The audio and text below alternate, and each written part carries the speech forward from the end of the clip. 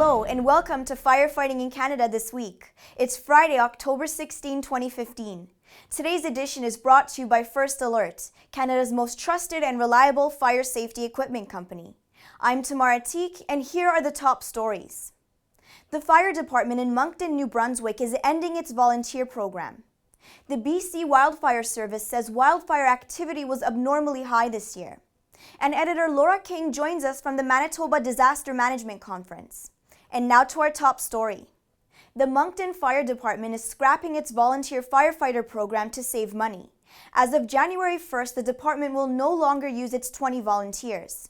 Deputy Chief Don McCabe told Global News that the department uses volunteers less and less often because of faster response times and the changing nature of calls.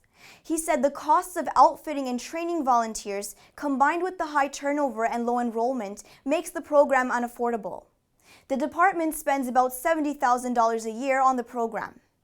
BC Wildfire Service says 2015 is a bad year for wildfires.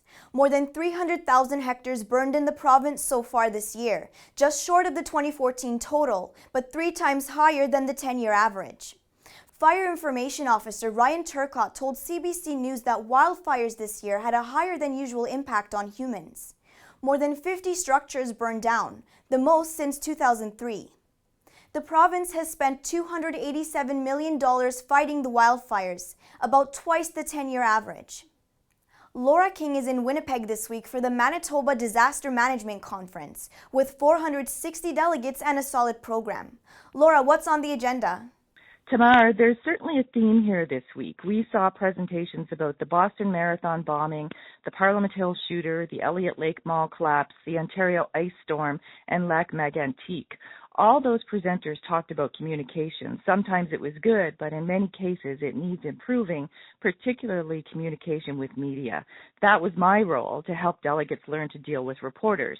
And that's why Jay Shaw, a Winnipeg firefighter and our From the Floor columnist, ran a tabletop exercise, a train derailment involving a hockey rink, that focused on incident command and, of course, communication, both internally and with media. This is head fake learning. There's 2 purposes. We've got internal learning for our own staff and how to run a disaster and emergency tabletop exercise. And all of these people can go and learn and do this in their communities.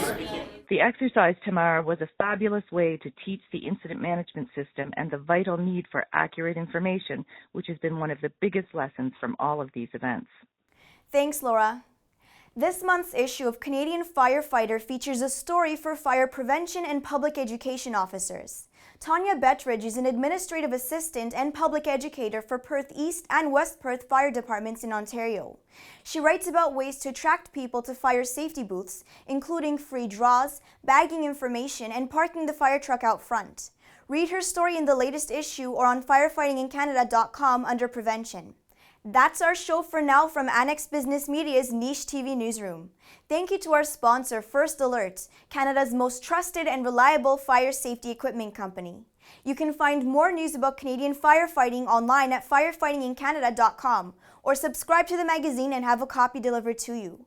On behalf of all of us here at Niche TV, thanks for watching.